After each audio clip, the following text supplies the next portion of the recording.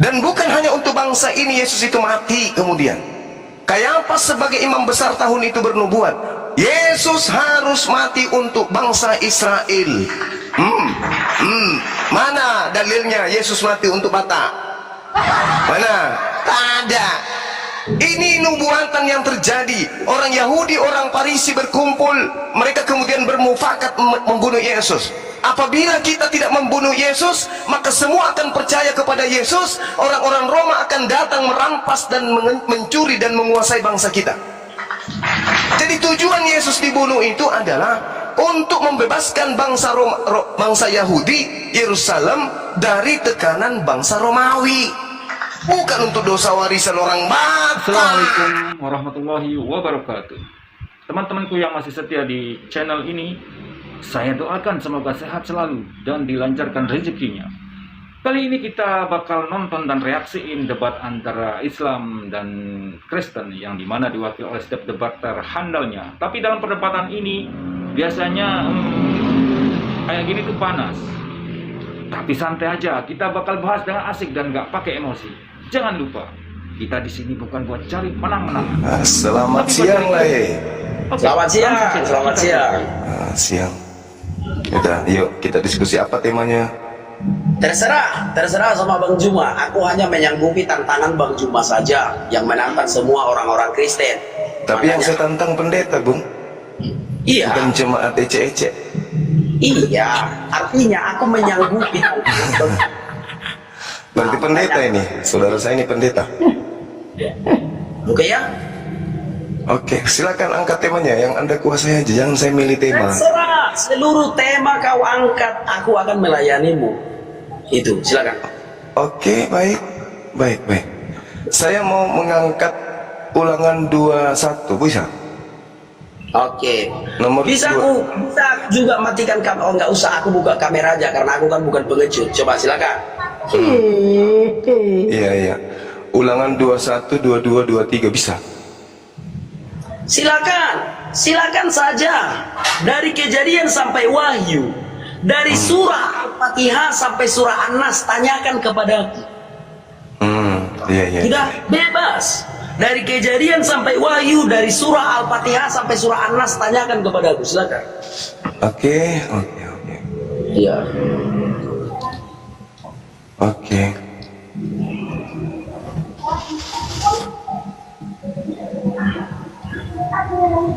Oke, izin Bang Juma, waktunya mau berapa menit ini jadi biar adil. 3 menit aja. Oke, 3 menit ya. Iya.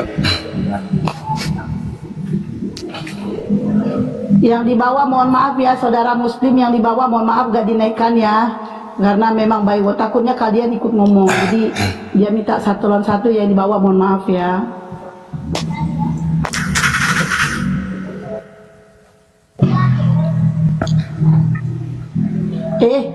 Jangan kau. Silakan.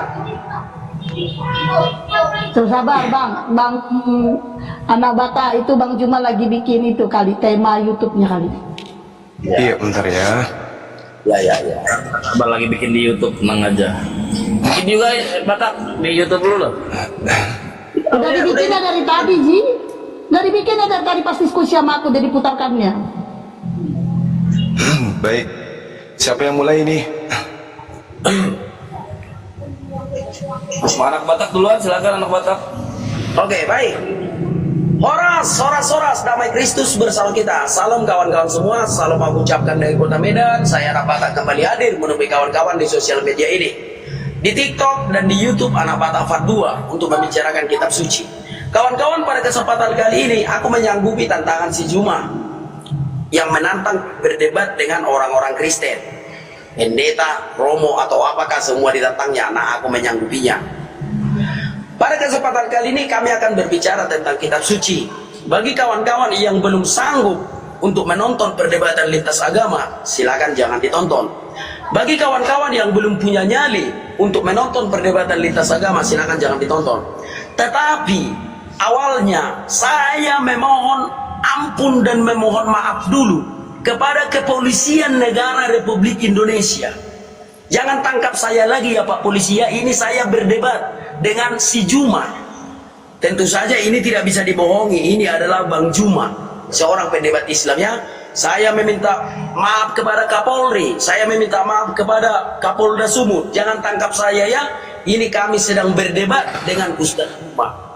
Nah, pada kesempatan kali ini kami akan membahas soal kitab suci, Al-Quran, hadis, dan Alkitab. Silakan penonton yang menilai. Kalau penonton mengatakan A, silakan saja. Kalau penonton mengatakan B, silakan saja. Saya tidak peduli. Tetapi saya akan tetap melayani perdebatan ini. Kenapa? Karena ada dua agama yang berbeda. Nggak mungkin Tuhannya sama. Ya kita harus mengakui itu kawan-kawan ya. Maka saya sebagai orang Kristen harus memberikan pertanggungan jawab terhadap apa yang ada pada saya. Saya sebagai orang Kristen harus memberitakan keselamatan yang ada di dalam saya. Saya sebagai orang Kristen tidak pernah takut mati untuk mempertanggungjawabkan keimanan saya. Sekalipun banyak rintangan, sekalipun banyak ancaman, saya akan tetap memberitakan pengharapan yang ada pada saya. Oleh karena itu kawan-kawan, mari kita simak diskusi ini. Diskusi yang baik, santun, sopan, beretika, bersama dengan si Juma yang dikatakan seorang pendebat Islam. Kita tes dulu kemampuan si Juma. Kalau dulu memang saya sudah sering berdebat dengan dia, tetapi mana tahu pengetahuannya itu bertambah. Makanya saya akan tes dulu. Nah, itu dulu pembuka dari saya kawan-kawan. Kiranya Tuhan Yesus Kristus, Tuhan seluruh umat manusia, memberkati kita dimanapun kita berada. Sasani solo masatin aku tu bortean 13 rastoder dan di bulan. Deling beta mengolu jala gabian. Jala horas-horas totong madera moti Tuhan. Horas, damai Kristus bersama kita. Salam. Oke, silakan. Kau mati nanti.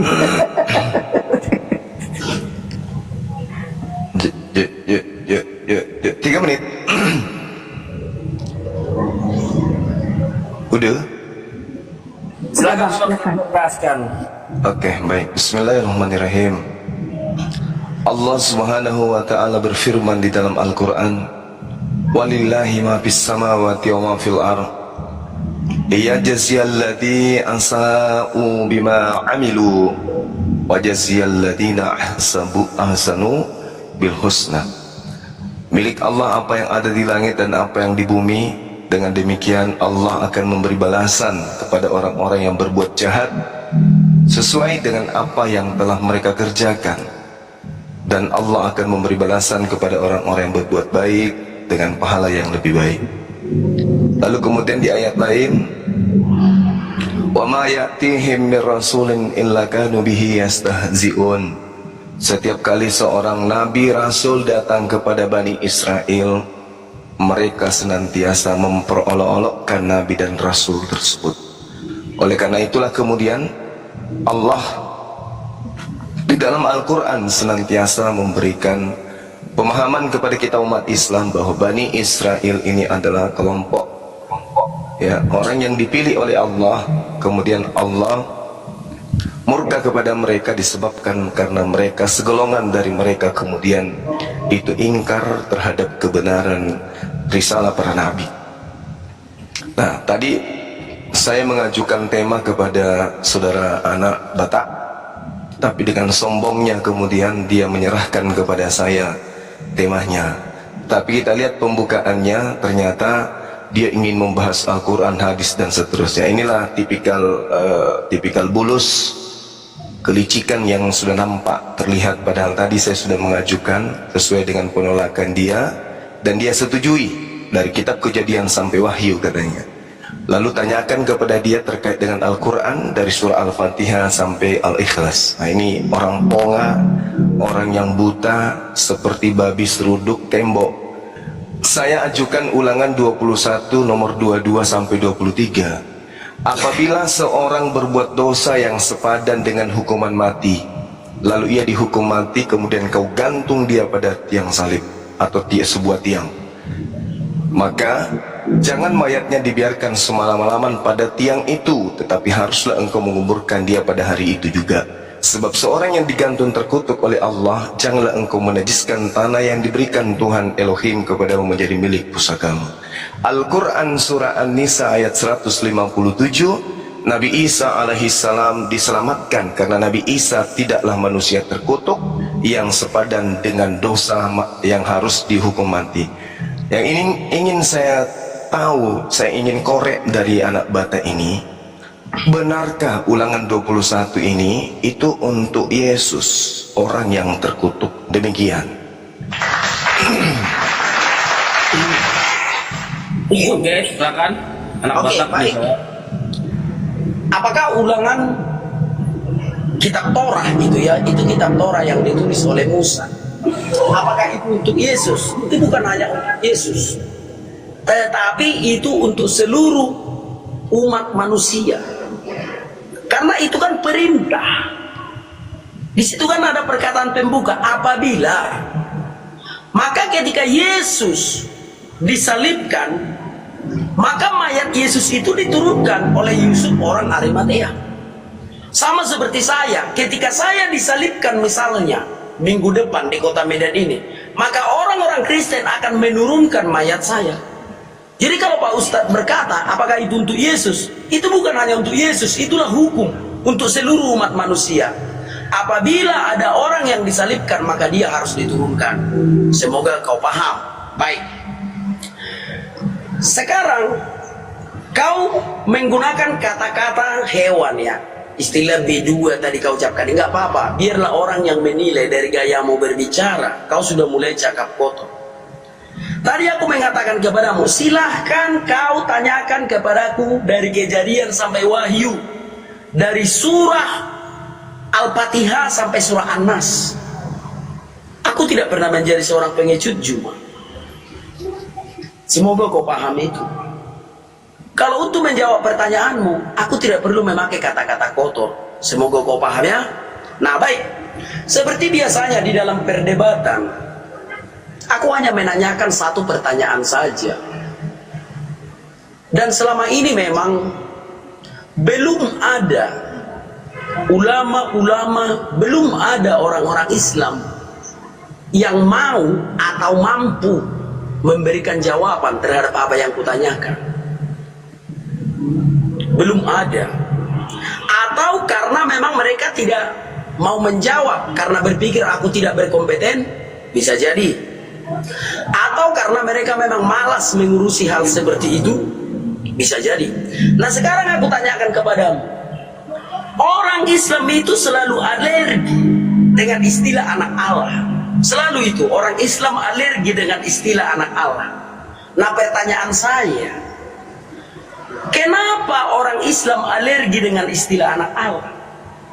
Atau kenapa orang Islam Allahnya tidak mempunyai anak? Itu ya jelas pertanyaan saya. Sampai selesai live ini silakan kau jawab. Kenapa orang Islam alergi dengan istilah anak Allah? Dan kenapa Allah orang Islam itu tidak punya anak? Silakan.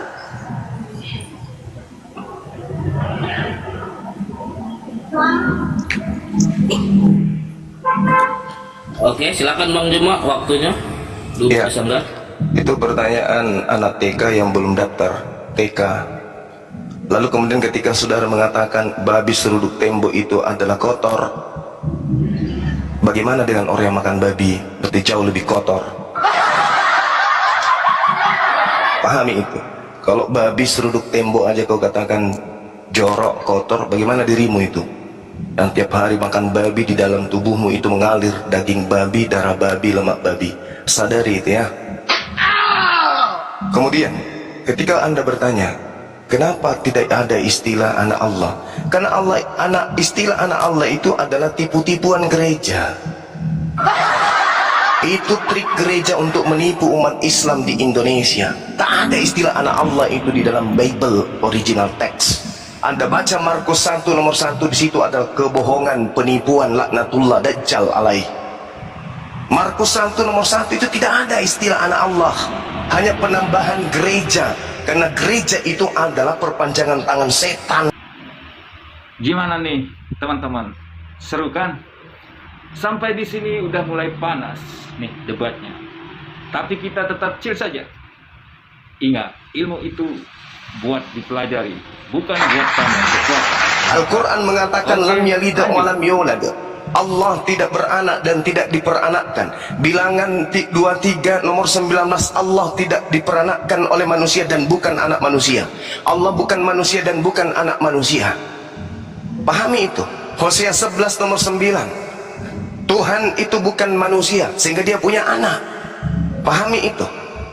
Yeremia 10 nomor 6. Tuhan tidak serupa makhluk sehingga dia punya anak. Pahami itu. 2 Samuel 7 nomor 22. Tuhan tidak serupa dengan manusia hingga punya anak. Telan itu baik-baik. Pakai ilmu kalau berbicara, pakai dalil kalau berbicara. Ingat, sekali lagi saya katakan, istilah anak Allah itu adalah cara trik iblis menyesatkan umat Islam Indonesia. Gereja melakukan kebohongan dan penipuan publik dengan mengatakan Yesus anak Allah, padahal Yesus itu adalah anak dewa. Baca dulu. Saya kan nantang pendeta, bukan jemaat kelas coro.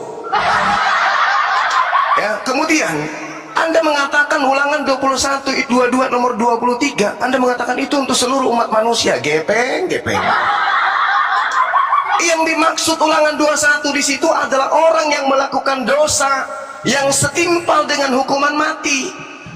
Seseorang manusia yang melakukan kemaksiatan, berbuat dosa yang sepadan dengan hukuman mati, maka dia kemudian dikutuk oleh Allah. Pertanyaan saya kepada saudara, dan ini pertanyaan kepada semua pendeta yang ada di dunia ini, dosa apa yang Yesus pernah lakukan sehingga Allah mengutuknya? Dosa apa yang pernah Yesus lakukan sehingga dia kemudian dihukum mati sepadan dengan orang yang melakukan kemaksiatan? Jantung. Jantung. Jawab. Oke, silakan anak Ya. waktunya jawab.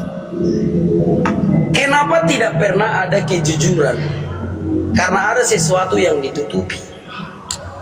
Menurutku, kenapa orang Islam alergi dengan istilah anak Allah?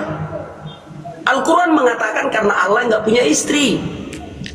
Itu yang ditulis Al-Quran loh. Nah, selama ini kan si Juma mana pernah membaca Al-Quran yang mengatakan kalau Allahnya si Juma itu tidak punya istri. Itu yang tertulis loh. Contoh kita baca di dalam surah Al-An'am ayat 101. Dia pencipta langit dan bumi. Bagaimana dia mempunyai anak padahal dia tidak mempunyai istri? Dia menciptakan segala sesuatu dan dia mengetahui segala sesuatu. Cara pikir Islam, Allah itu punya anak karena Allah itu punya istri. Nah, di sini yang parah SDM-nya. Dipikirnya kalau Allah itu punya anak harus punya istri dulu. Paham ya? Nah, sekarang bagaimana kalau aku memberikan istri kepada Allah? Apakah Allah bisa punya anak? Karena itu yang tertulis loh. Dia pencipta langit dan bumi. Bagaimana dia mempunyai anak padahal dia nggak punya istri? Makanya kawan-kawan, di dalam pikiran itu jangan hanya tentang seks saja. Istilah anak Allah di dalam Alkitab bukan karena Allah punya istri. Supaya kawan-kawan tidak gagal paham. Kenapa Yesus disebut anak Allah? Karena dia berasal dari surga. Segala sesuatu yang berasal dari surga itu memang lazim disebut anak Allah. Bukan karena Allah itu punya istri. Semoga kau paham. Nah, apakah kalau malaikat datang dari surga ke dunia akan disebut juga anak Allah? Benar. Malaikat juga lazim disebut anak Allah. Segala sesuatu yang berasal dari surga akan disebut anak Allah. Jadi Yesus anak Allah bukan karena Allah itu punya istri seperti yang dituduh oleh Al-Quran. Oke, mungkin Tuhannya orang Islam tidak bisa punya anak karena tidak punya istri. Itu ditulis Al-Quran loh ya. Di dalam surah Al-An'am ayat 101. Dia pencipta langit dan bumi. Bagaimana dia mempunyai anak padahal dia tidak mempunyai istri? Jadi Tuhannya orang Islam tidak punya anak karena nggak punya istri. Itu yang tertulis di dalam Al-Quran. Apakah si Juma tahu itu? Si Juma tahu itu, tapi nggak berani dia. Nah, sekarang hebatan mana Allah atau Maria? Maria tanpa suami bisa punya anak. Allah tanpa istri bisa nggak dia punya anak? Nah, oleh karena itu Yesus disebut anak Allah bukan karena Allah itu punya istri, tetapi karena Yesus berasal dari surga. Dia Allah yang menjadi manusia. Dia adalah wujud dari Allah itu. Makanya dia disebut anak Allah. Oke, waktunya habis. Anak Batak tidak menjawab sama sekali. Silakan Bang Juma ini. Oke. yang ngejawab. Jadi kalau orang buta itu ku bilang tadi babi seruduk tembok ya.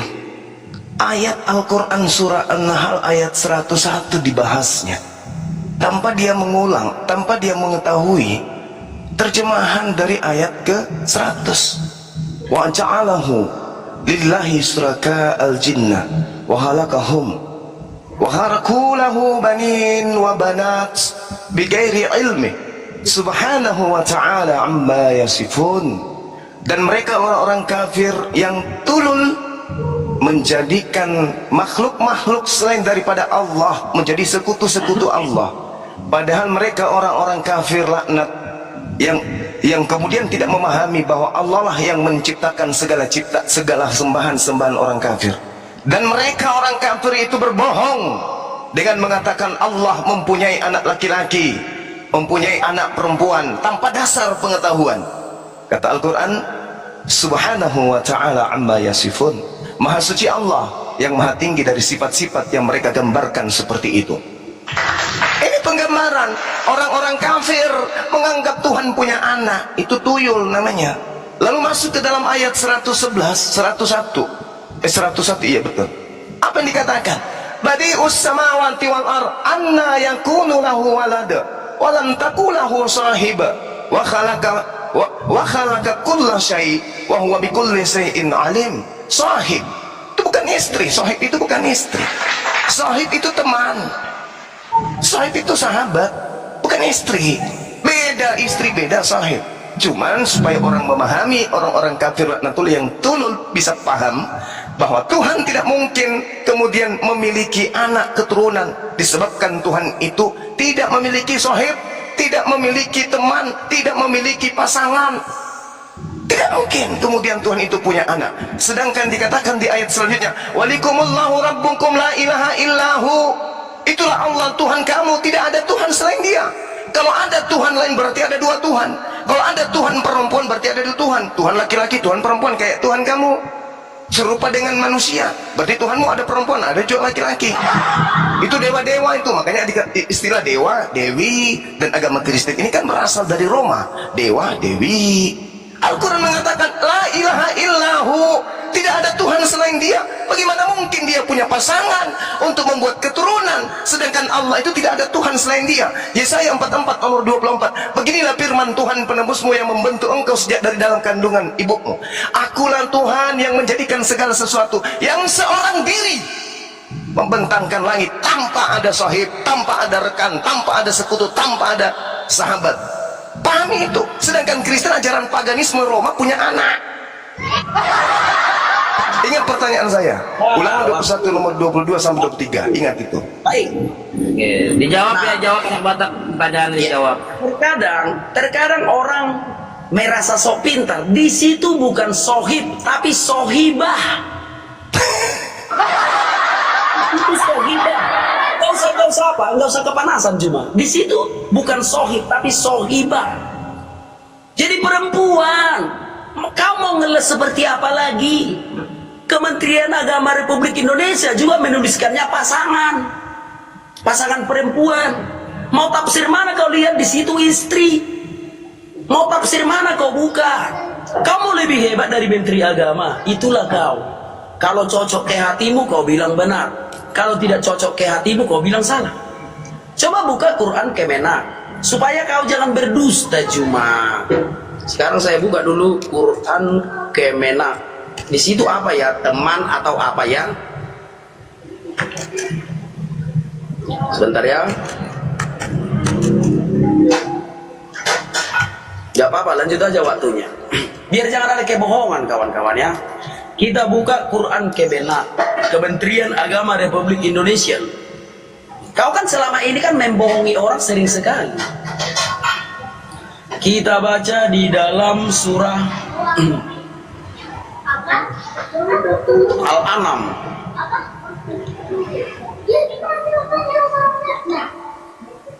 ayat 101 supaya kau jangan menyesatkan.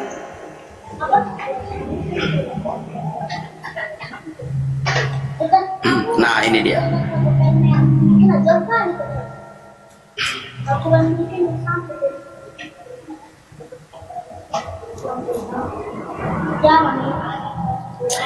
Dia pencipta langit dan bumi. Bagaimana dia mempunyai anak padahal dia tidak mempunyai istri? Dia menciptakan segala sesuatu dan dia mengetahui segala sesuatu. Istri di sini sohibah, sohibah, sohibah. Tidak ada laki-laki yang bernama sohibah, nggak ada itu. Kalau sohib ya laki-laki. Di sini katanya adalah sohibah. Nah, artinya selama ini kau Jumat telah banyak membohongi orang. Apa yang tertulis di Al-Quran tidak berani kau ucapkan. Bahwa Al-Quran menuliskan bagaimana mungkin Allah punya anak sedangkan Allah tidak punya istri, sohibah, pasangan perempuan. Bagaimana kau membantahnya lagi? Nah, orang akan merasa kau itu pintar. Orang akan merasa kau itu mantap kali Bang Juma. Mantap dari mana? Nol. Pengertian sohibah pun kau tidak ngerti. Lalu kau mengatakan sohib. Di situ tertulis sohibah. Silakan. Satu habis. Ini si anak Batak agak menjawab sekali pertanyaan ini. Bang Juma silakan, itu bisa nggak itu? Nggak dijawab dia. Iya. Tadi. Jadi Al-Quranul Karim kemudian dituduhkan bagaimana mungkin Allah. Tadi kan sudah dijawab itu. Pernyataan Allah tidak mungkin punya anak itu karena orang-orang dulu mengatakan Allah punya anak. Kalau di situ pun dikatakan istri sohibah, itu karena kamu tidak paham. Al-Quran sudah mengatakan dengan sangat jelas kok.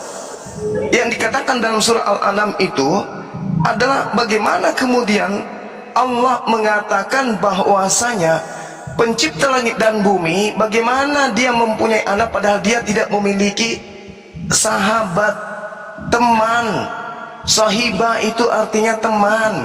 Kalau bahasa Arabnya istri itu bukan begitu. Istri artinya dalam bahasa Arab itu zauja, itu istri. Kalau istri dalam bentuk yang aslinya itu zaujah, itu istri. Kalau sohibah itu sohib, artinya rekan, teman, sahabat, atau teman hidup. Sementara Allah itu berdiri sendiri. Allah sudah jelas mengatakan la ilaha illa ana. Baca ayat 102-nya. Itu jelas itu. Salikumullahu rabbukum la ilaha illahu haliku kulli syai' fa'budu wa huwa ala kulli syai'in wakil. Itulah Allah Tuhan kamu, tidak ada Tuhan selain Dia. Kalau Tuhan punya istri berarti istrinya juga Tuhan. Berarti Tuhan ada dua. Kalau Tuhan punya istri berarti dia punya anak, anaknya juga Tuhan, cucunya juga Tuhan, cicitnya juga Tuhan. Parah kali agama paganisme ini. Yang Anda harus pahami di situ adalah Allah tidak memiliki Tuhan selain dirinya. Tidak memiliki Tuhan-Tuhan lain di samping dirinya. Baca Yesaya 44 nomor 24. Oke? Allah mengatakan tidak punya anak karena tuduhan orang-orang kafir laknatullah, Yesus itu adalah anak Allah. Makanya Allah membantah. Padahal di dalam pemahaman tradisi orang Yahudi, anak Allah itu artinya hamba Allah. Sedangkan Kristen menyembah Yesus karena dikatakan Yesus itu adalah anak Allah katanya, makanya disembah. Padahal istilah anak Allah itu adalah tipuan setan melalui gereja untuk menipu umat Islam. Oke? Lalu kemudian yang dikatakan Tuhan punya istri itu di kamu. Kristen itu Tuhannya punya istri pasti. Kenapa? Karena Tuhannya sama seperti manusia. Tuhannya itu serupa dengan manusia, punya nonot. Kalau Tuhanmu tidak punya istri, lalu nonotnya untuk apa? Tuhan kau tidak punya istri itu nonotnya pakai coli aja gitu, cerot. Tuhanmu punya nonot, wajib punya istri, itu baru betul. Nah, pertanyaan saya ingat, jawab Ulangan 2122. Jangan kau kemana-mana. Terima kasih Bang Juma. Sekali lagi ya anak Batak ya, fokus ya untuk menjawab dulu ya. Ini udah 2 segmen ini ya. Fokus untuk menjawab Bang Juma itu pertanyaannya. Oke, silakan. Syukran dahi. Oke, baik. Sekarang aku menjawab dulu Ulangan 21 ayat 22. Apabila seorang berbuat dosa yang sepadan dengan hukuman mati, lalu ia dihukum mati, kemudian kau gantung dia pada sebuah tiang, maka janganlah mayatnya dibiarkan semalam-malaman pada tiang itu. Tetapi haruslah engkau menguburkan dia pada hari itu juga, sebab seorang yang digantung terkutuk oleh Allah. Janganlah engkau menajiskan tanah yang diberikan Tuhan Allahmu kepadamu menjadi milik pusakanya. Ini hukum. Kalau ada orang yang disalibkan, maka mayatnya itu tidak boleh dibiarkan berlama-lama. Ini hukum loh. Hukum Taurat. Paham ya? Ini juga berlaku untukku. Kalau aku disalibkan, maka jangan dibiarkan mayatku disalib itu semalam-malaman. Aku kan sudah menjawab dari tadi, bro. Ini hukum. Nah, sudah ya, udah kujawab. Jangan kau bilang tidak kujawab. Nah, kita kembali ke soal istri. Al-Quran kok yang menuliskannya. Quran Kementerian Agama Republik Indonesia. Badi usamawati wal ard annai. Terjemahannya itu. Dia Allah pencipta langit dan bumi.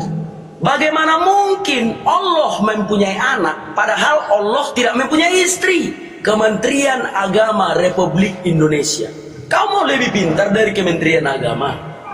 Kementerian Agama juga aja mengatakan Allah tidak punya anak karena tidak mempunyai istri. Lalu kalau kau mengatakan sahabat, kita kan berbicara tentang anak.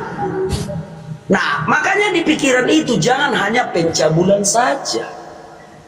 Jangan hanya pencabulan yang ada di pikiranmu. Kalau Allah punya anak itu harus punya istri, itu namanya otak cabul.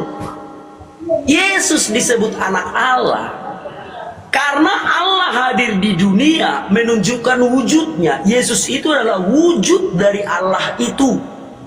Benar, tidak seorang pun yang pernah melihat Allah. Siapa yang bisa melihat Allah? Yang kita lihat itu wujudnya. Jadi kenapa Yesus disebut anak Allah? Bukan karena Allah punya istri dan melakukan hubungan seks lalu anaknya ada. Tetapi karena Yesus adalah wujud dari Allah itu sendiri yang hadir ke dunia, makanya disebut anak Allah yang maha tinggi. Nah, untuk memahami tentang anak Allah, hilangkan dulu cabul. Coba kau baca dulu dalam Quran Kemenak.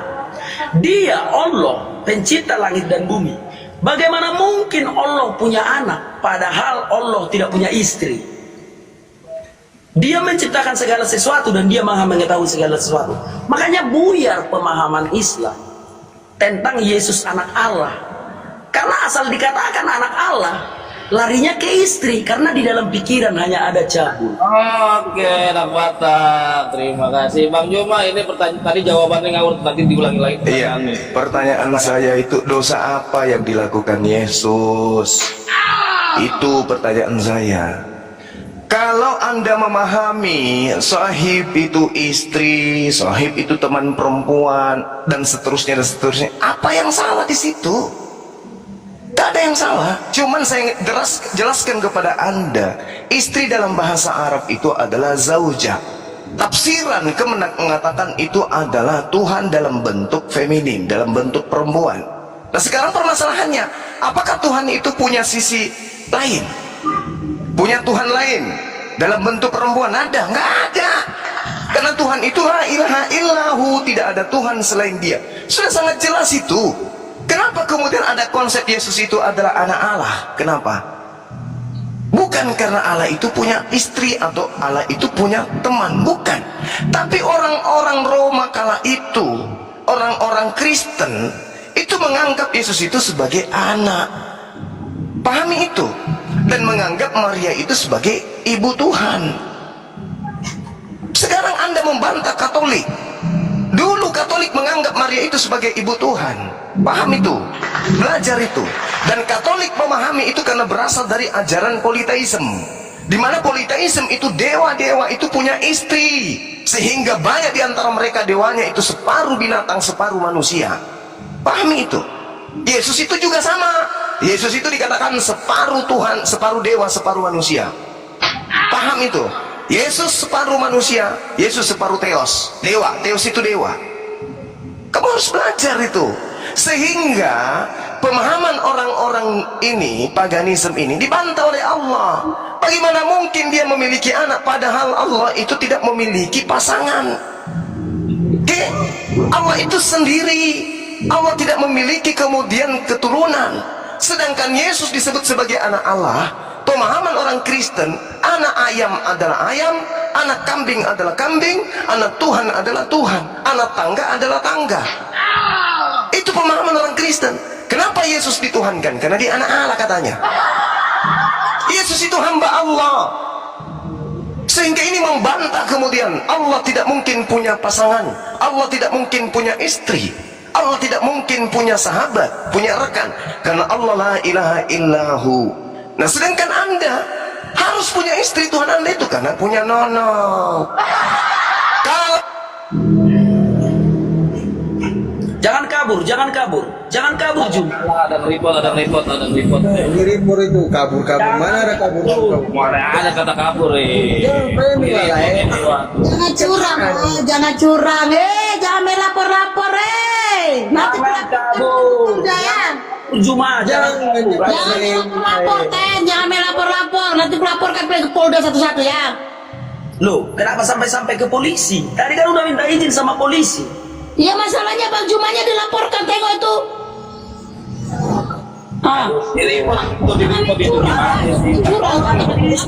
Orang Kristen tidak akan melaporkan sama polisi, tapi melaporkan sama Aku Tuhan yang Yesus. melaporkan kau anak bata yang di bawah yang main report. Makanya jangan main report, jangan main lapor-lapor. Jadi kayak mana? Kayak mana? Ya sabar dulu, Bang Juma ganti akun. Oke, ganti akun. Oke, 25 detik lagi waktunya, kita tunggu. Orang Kristen Kau tidak takut kau anak bata, Bang Juma itu nggak pengecut, nggak kabur dia. Kau nanti yang kabur baluap. Kenapa si Juma itu dihapus TikTok? Karena ucapannya itu ucapan-ucapan kotor. Ya di report. Coba aku tunggu. Silakan Juma, welcome.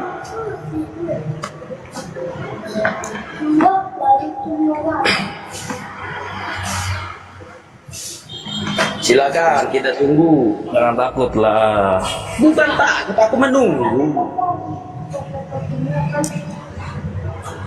Nih, udah datang abang kami, takutkan Silakan. itu ya, saya tidak mau kemudian diajak menjadi tulul dengan pemahaman nol terhadap terjemahan Al-Quran.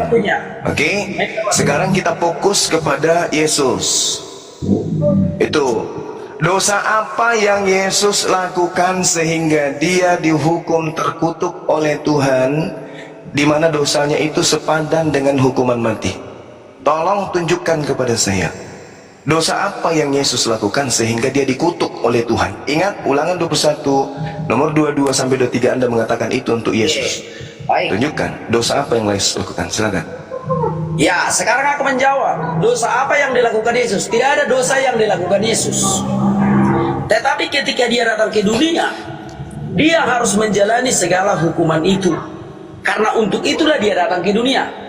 Harusnya yang disalibkan itu kita, karena dosa-dosa kita. Harusnya yang dihukum mati itu kita, karena banyaknya dosa-dosa kita. Tetapi karena kasih Allah yang begitu besar akan kita, maka dia sendiri yang menanggung hukuman kita. Itu karena Allah adalah Tuhan yang baik. Yesus itu adalah Tuhan yang baik. Yang seharusnya dihukum mati itu adalah anak bata, karena dosa anak bata yang sangat besar. Tetapi Tuhan Yesus rela datang ke dunia, menanggung hukuman saya. Yesaya 53, Nabi terdahulu yang mengatakan bahwa Yesus itu adalah sumber keselamatan dari saya. Bahwa Yesus dihina karena dosa-dosa saya. Yesus mengalami hukuman tertinggi untuk menggantikan saya. Yesaya 53, itu kita para nabi. Udah ku jawab ya? Jangan kau bilang nanti tidak ku jawab lagi, bro. Sekali lagi, biarkan saja aku menjawabnya. Aku lebih bagus menjawab.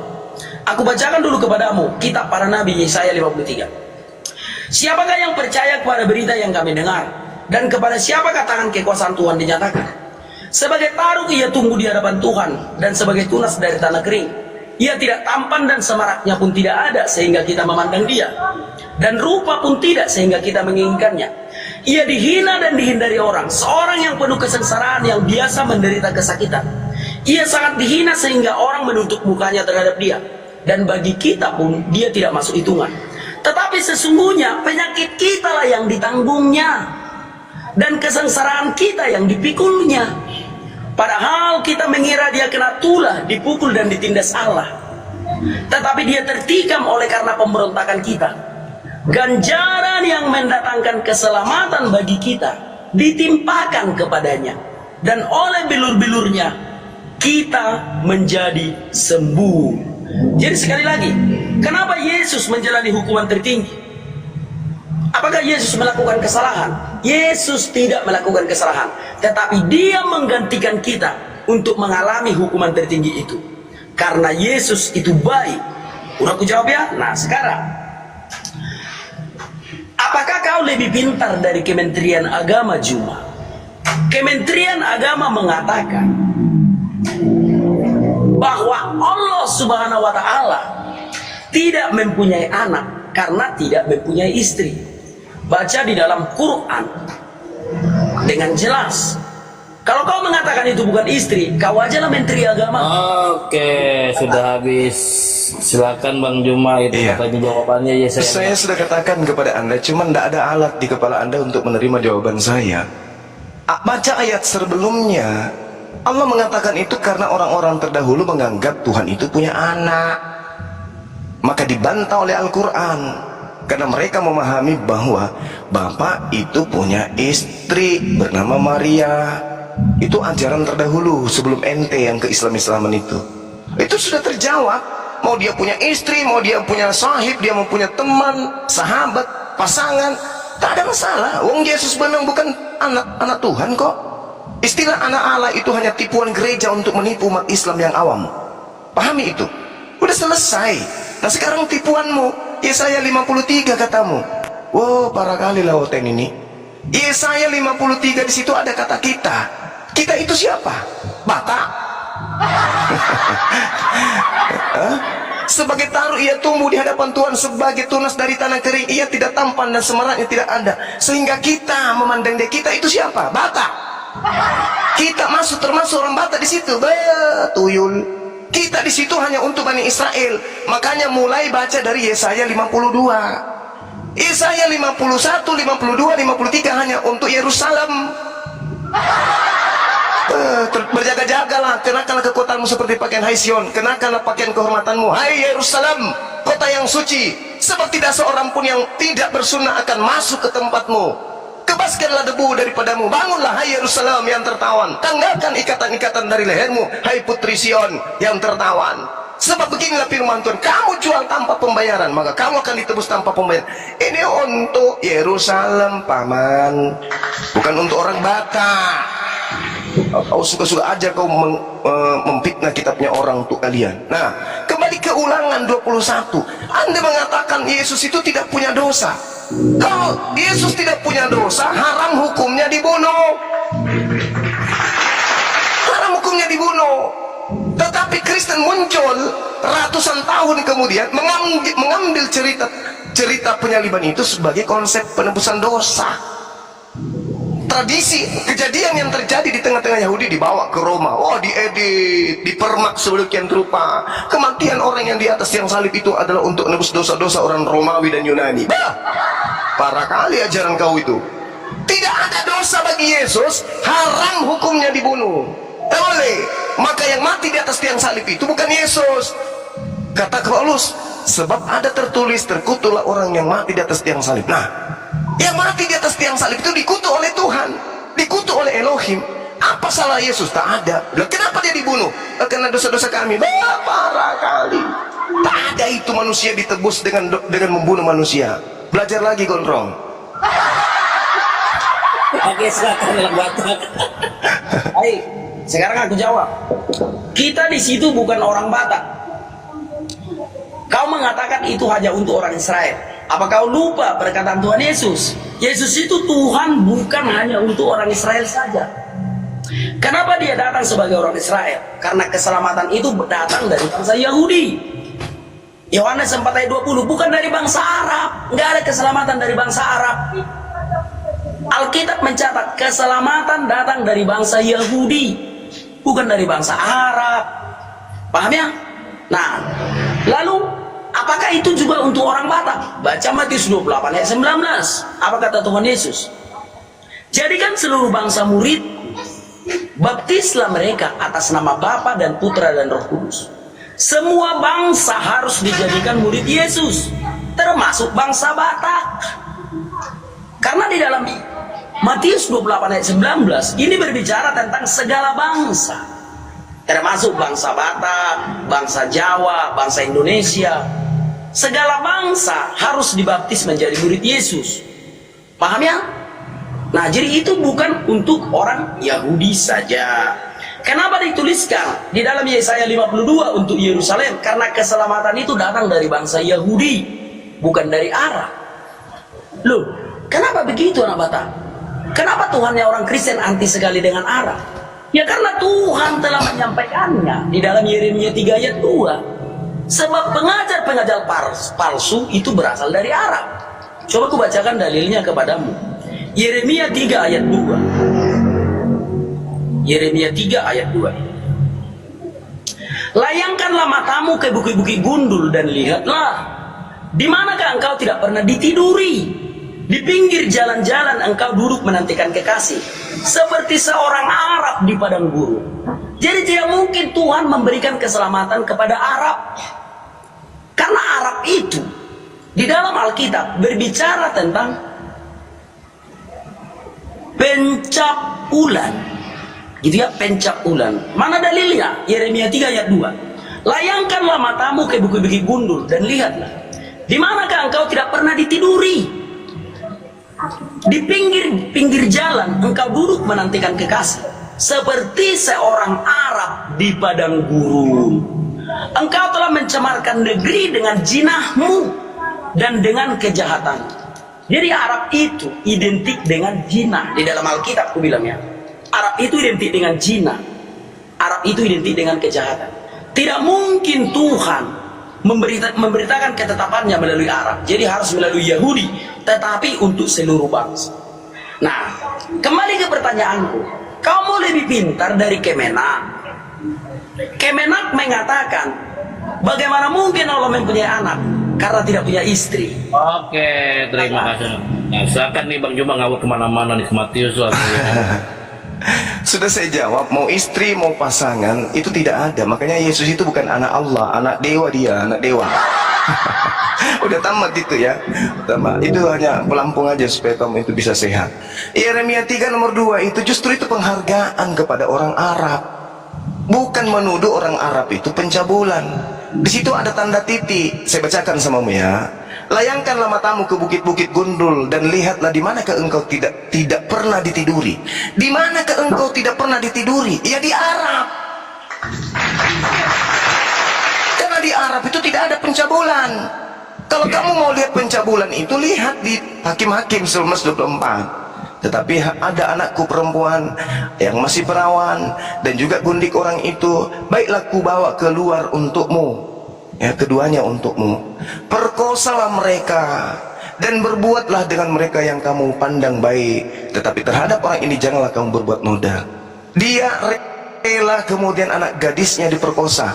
Itu baru pencabulan. Yeremia 3 nomor 2 kubacakan padamu supaya kau sehat.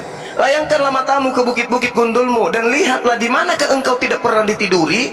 Di pinggir-pinggir jalan engkau duduk menantikan kekasih, seperti orang Arab di padang gurun. Titik. Jangan disambung.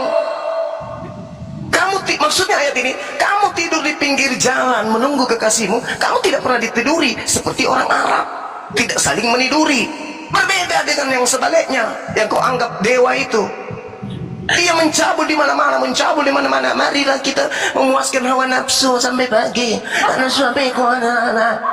Belum lagi dia tiduri orang tuanya dan seterusnya. Umat pencabulan itu di mana? Makanya dikatakan lebih duluan pencabul, ya, lebih duluan daripada masuk ke dalam surga pelacur-pelacur. Bahkan di surga kalian itu perempuan-perempuan bodoh itu Kamu jangan ngadi-ngadi menerjemahkan atas kebencian, jangan. Yeremia 3 nomor 2 itu tidak membahas bahwa Arab itu adalah nabi palsu, nggak ada. Itu hanya dongengmu aja karena kamu nggak paham Bible.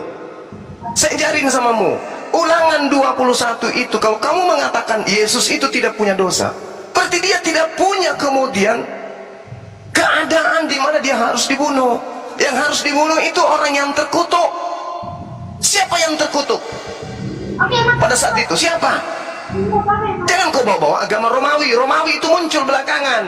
Yang kita lihat di sini kitabnya orang Yahudi dulu, di internal Yesus dulu yang kamu pelajari.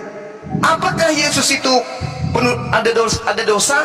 Apakah Yesus itu terkutuk? Apakah Yesus itu pengkhianat sehingga dia dihukum mati selevel dengan pelaku dosa? Ada? Tidak ada alasan Yesus itu dibunuh. Tak ada. Yang dibunuh itu adalah pelaku dosa. Seperti itu. Nah sekarang tunjukkan dosanya Yesus. Tak ada. Kenapa dibunuh? Maju botak. Jawab, botak. Jawab. Maju. Oke, baik. Sekarang aku menjawab. Apakah Yesus itu punya dosa? Sudah aku jawab tadi. Dia tidak punya dosa. Kalau gitu kenapa dia dihukum untuk menggantikan kita? Dia karena kasih Yesus yang besar itu kepada umat manusia, yang seharusnya manusia itu dihukum mati. Yesus menggantikan kita, harusnya kita bersyukur. Udah aku jawab ya. Tidak ada dosa Yesus. Yesus adalah yang termulia di dunia di akhirat. Bukan orang Arab yang termulia di dunia dan akhirat, bro. Yesuslah yang termulia di dunia dan di akhirat. Jadi tidak ada dosa. Tetapi karena kasih yang ada di dalam dirinya, dia rela menggantikan kita. Kan sudah kubacakan tadi di dalam Yesaya 53. Ganjaran yang mendatangkan keselamatan bagi kita ditimpakan kepadanya, dan oleh bilur-bilurnya kita menjadi sembuh. Yesus itu Tuhan yang penuh dengan kasih. Udah aku jawab ya. Nah sekarang kita kembali ke Yeremia 3 ayat 2. Layangkanlah matamu ke bukit-bukit gundul dan lihatlah, di manakah engkau tidak pernah ditiduri? Di pinggir-pinggir jalan engkau menantikan kekasih, seperti seorang Arab di padang gurun. Seperti seorang Arab di padang gurun. Seperti seorang Arab di padang gurun. Itu yang tertulis, Juma. Kamu ngeles dari mana lagi, Juma? Sekali lagi ya, layangkanlah matamu ke bukit-bukit gundul dan lihatlah, di manakah engkau tidak pernah ditiduri? Di pinggir-pinggir jalan engkau duduk menantikan kekasih, seperti seorang Arab di padang gurun. Engkau telah mencemarkan negeri dengan jinahmu dan dengan kejahatanmu. Kamu ngelis ke mana lagi, bro? Seperti seorang Arab di padang gurun. Makanya berbicara tentang anak Allah, Al-Quran mengatakan bagaimana mungkin Allah punya anak sedangkan Allah tidak punya istri. Karena yang dipikirannya itu hanya ada soal seperti seorang Arab di padang gurun. Seperti apa sih tingkah laku orang Arab di padang gurun? Engkau telah mencemarkan negerimu dengan zinamu, dengan kejahatanmu, seperti seorang Arab di padang gurun. Sudah kujawab ya? Dan kuulangi sekali lagi, Yesus tidak melakukan dosa.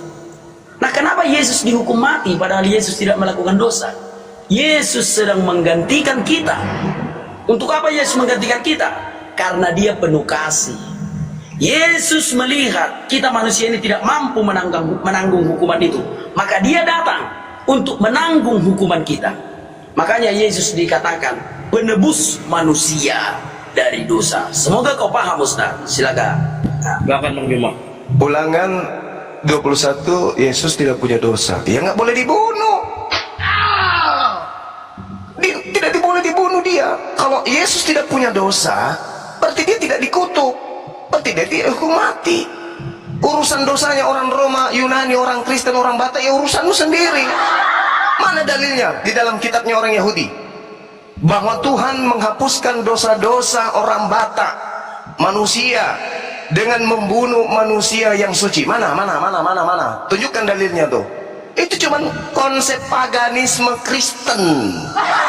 Dosa ditebus dengan membunuh manusia. Mana dalilnya? Tunjukkan ke saya. di perjanjian lama, di kitabnya Yahudi, firman Tuhan, Tuhan akan membunuh orang yang suci karena dosa-dosa orang Roma. Dan bukan hanya untuk bangsa ini Yesus itu mati kemudian. Kayapas sebagai imam besar tahun itu bernubuat, Yesus harus mati untuk bangsa Israel. Mana dalilnya Yesus mati untuk Batak?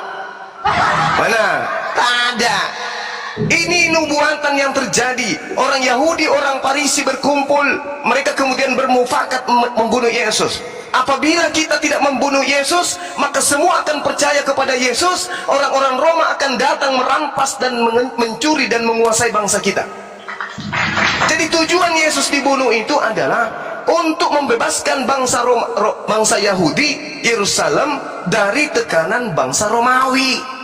Bukan untuk dosa warisan orang Batak. Ada-ada saja kau itu. Makanya kau belajar. Imam-imam kepala dan orang-orang Parisi memanggil mahkamah agama.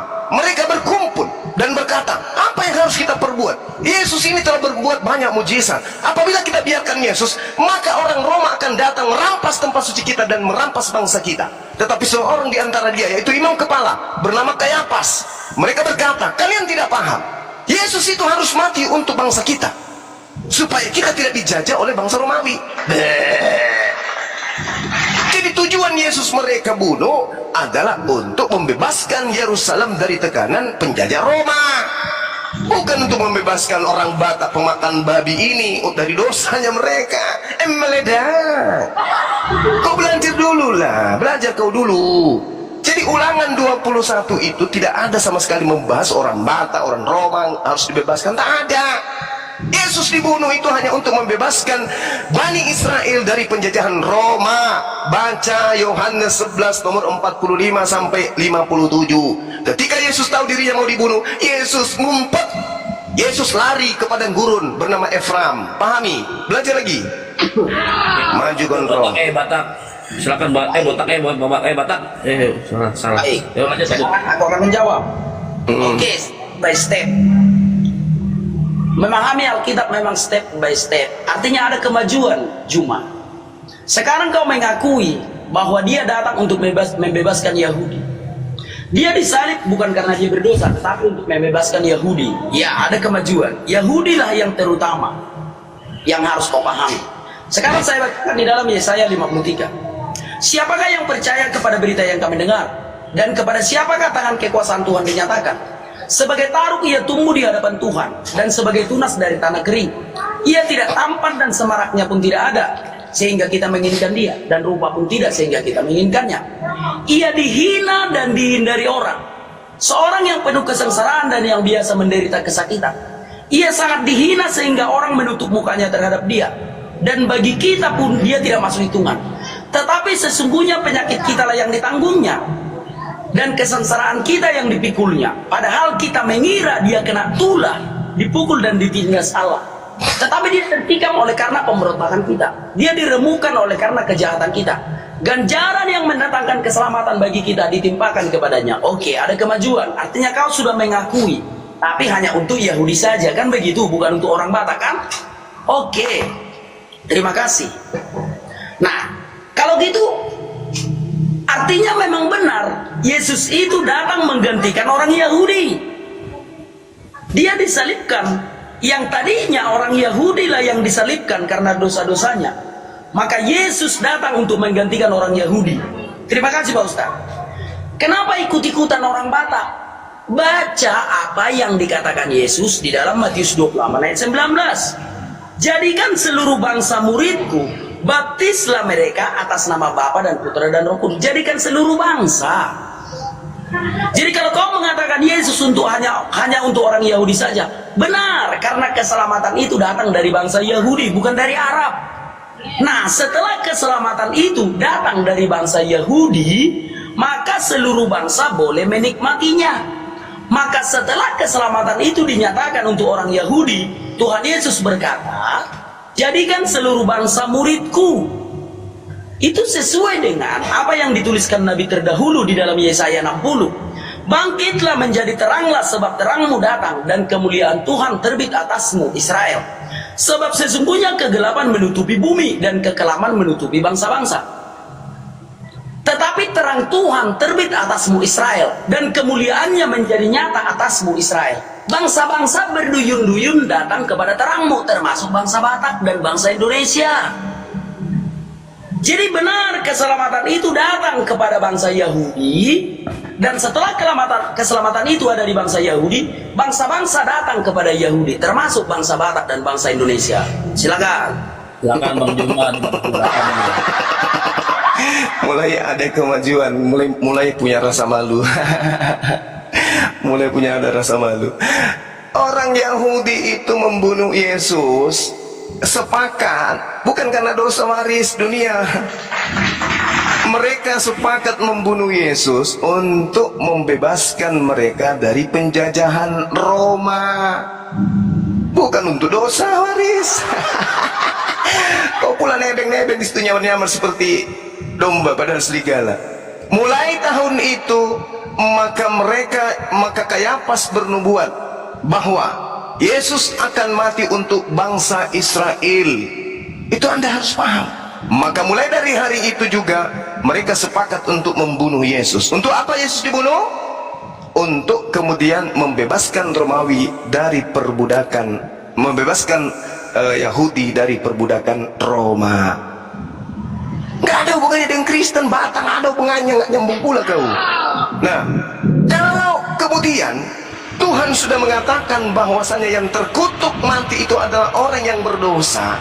Pada saat Yesus ingin dieksekusi mati karena ingin kemudian dijadikan sebagai tumbal agar menyelamatkan Israel dari Roma, maka Tuhan menyelamatkan Yesus. Maka yang mati itu adalah orang yang terkutuk. Seru juga ya nonton debat ini. Kesimpulannya ya jelas, kalau mau bahas agama harus ada ilmunya, bukan cuma debat kusir. Jadi buat kita semua, yuk terus belajar dengan kepala dingin dan hati yang lapang. Kalau ada yang mau diskusi, silakan di kolom komentar, tapi jangan ribut, nanti saya kasih hadiah spesial. Haha. Sampai jumpa di video berikutnya. Wassalamualaikum warahmatullahi wabarakatuh.